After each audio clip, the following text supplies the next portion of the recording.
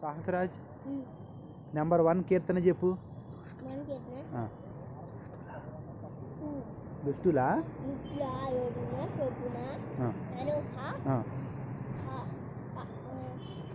పాపుల మార్గమున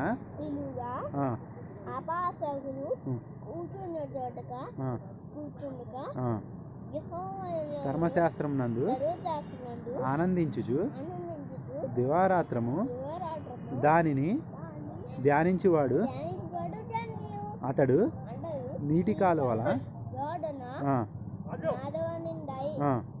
ఆకు